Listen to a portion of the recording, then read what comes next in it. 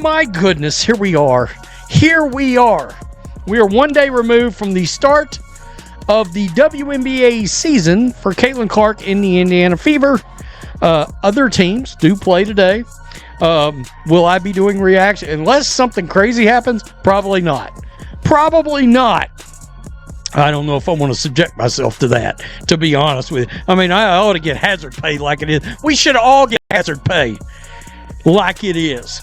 What if the most dramatic storyline of the WNBA season begins even before a single official game has tipped off? The Indiana Fever are already facing injury worries, uncertainty among fans, and yet another wave of ESPN commentary suggesting that their offense might actually function better without Caitlin Clark handling the majority of the ball. But is there any real substance behind these criticisms, or are people once again stretching too far to minimize the impact of the league's biggest star before the season even starts? I'm mostly going to talk about Fever Wings because that's the game I just finished watching, but we'll also touch on a couple things that I observed from the 2 Friday night games that took place on opening night. First thing I'll say is I'm so excited that the WNBA is back because many of you know I covered the Celtics. That ended about a week ago. Their season ended about a week ago, and I've been enjoying watching the NBA playoffs, but it's fun to have a bunch of new basketball to watch. And while there's no team in Boston, there's still a lot of connections to the region, and I'm really enjoying watching the first couple of games here. Before moving on, make sure to like the video and subscribe so you don't miss what comes next. You'd expect a team centered around Caitlin Clark and the Indiana Fever to spend the offseason talking about big highlight moments, packed arenas, and playoff ambitions. Instead, fans have already found themselves stuck in yet another, who's injured this time, storyline before the season has even fully begun. What should have been routine injury updates have somehow turned into tense, anxiety-filled moments. Every new report feels like it's being announced in slow motion, as if someone is reading out bad news over a hospital speaker, while fans sit there staring blankly, wondering how things got to this point. All right, you guys, that's it. Game 1 for the Indiana Fever. They lose to the Dallas Wings at home, 107-104. And before we even jump into the meat of the game, can we talk about that final play? So there was 1.5 seconds left on the clock. The Indiana Fever are down by 3 points. The play earlier, Caitlin Clark misses a logo 3, but it was a good shot at the basket. She pump faked. Paige Beckers went up to try to block it. She let her pass, and then she shot the ball. It was a clean look at the bucket. It was a good shot. I would take that shot 10 out of 10 times. She just didn't happen to make it. Instead, all the focus has shifted to injury updates, almost like fans are watching a collapsing system unfold in real time.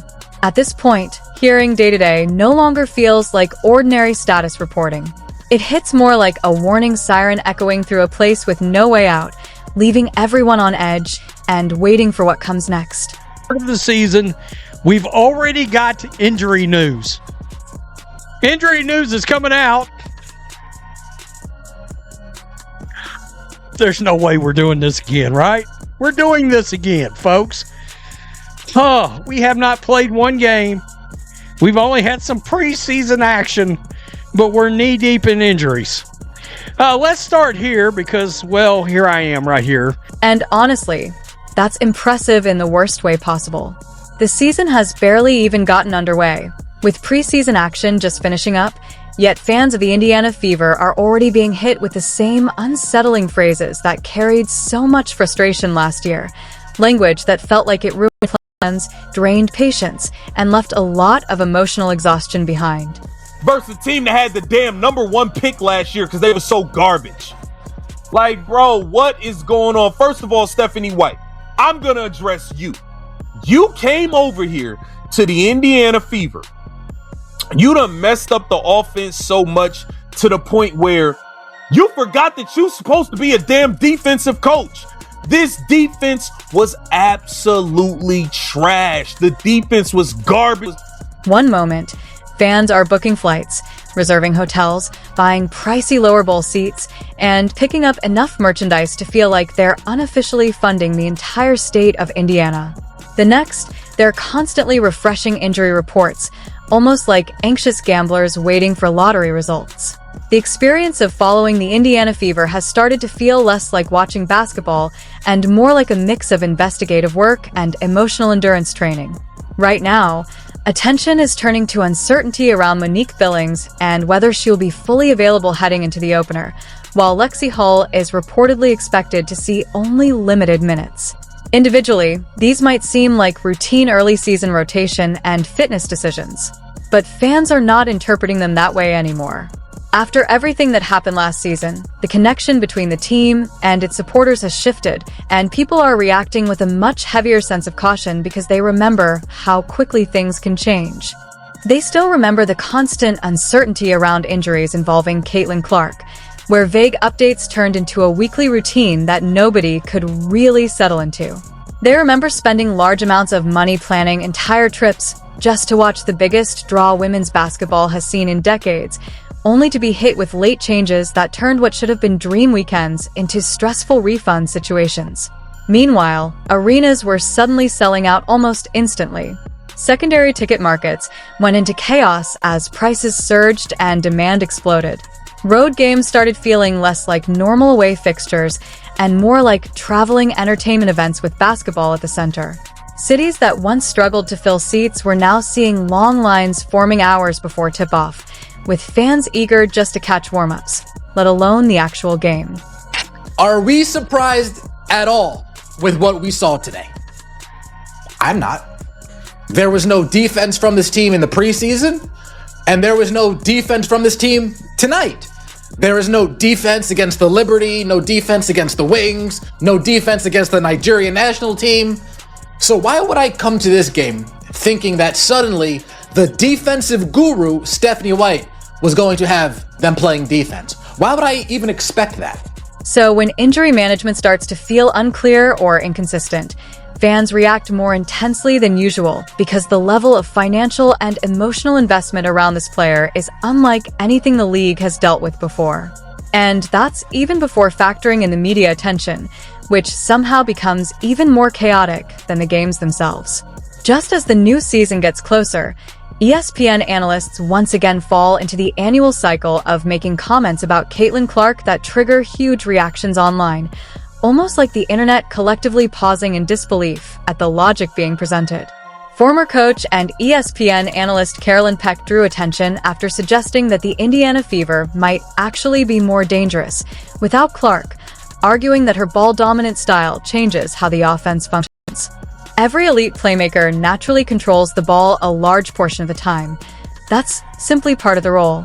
Players like LeBron James, Luka Doncic, and Nikola Jokic often dominate possession because their teams are built around their decision-making and offensive leadership. No one would seriously argue that the Denver Nuggets become more dangerous without Jokic just because other players would handle the ball more often. That kind of idea wouldn't even survive long enough in a sports conversation to make it past the first round of debate. It would be dismissed almost immediately. White's back. There's a familiarity with the system, and Caitlin Clark and Aaliyah Boston and Lexi Hull and Sophia Cunningham and a lot of those players, have had experiences together. The Dallas Wings, there's some continuity, right? Like players like Paige Beckers and Enrique Aguabuale, Maddie Segrist, like they are all returners. But they draft AZ Fudd, the number 1 overall pick. She's coming off the bench for now. They add Odyssey Sims, who ironically was a critical part of the Fever's playoff run last year. She was waived in the middle of the season. She's a veteran of this league. And ends up, because of all the injuries that the Fever dealt with last year, she ends up becoming an important part. But with Caitlin Clark, the discussion somehow turns unusually abstract, almost like people are analyzing a piece of modern art rather than a basketball game. One group takes those ESPN-style comments as straightforward tactical analysis about offensive structure and ball movement. The other immediately interprets them as another attempt by the media to downplay the player many believe has pushed the WNBA into a much larger spotlight. In reality, the debate keeps happening because Clark's influence goes beyond basic box score production. She's not just scoring points or collecting assists. She changes the entire emotional tone around the game. When she's on the court, every possession carries a sense that something extraordinary could happen at any moment. A deep logo 3, a sharp cross-court pass, or a sudden play that shifts the energy of the arena in an instant. Fans remember the constant injury uncertainty around Caitlin Clark and how it turned every vague update into a stressful weekly routine. The Indiana Fever became a massive cultural and financial attraction, with ticket demand, ratings, and attention surging whenever she played. Debates about her impact often become exaggerated, mixing tactical basketball talk with media-driven controversy and online arguments. Even with criticism and chaos, her presence changes the game's energy, attention, and overall entertainment value in a way few players can match. Now, as the new season begins, fans are simply hoping for stability, health, and actual basketball instead of constant off-court drama.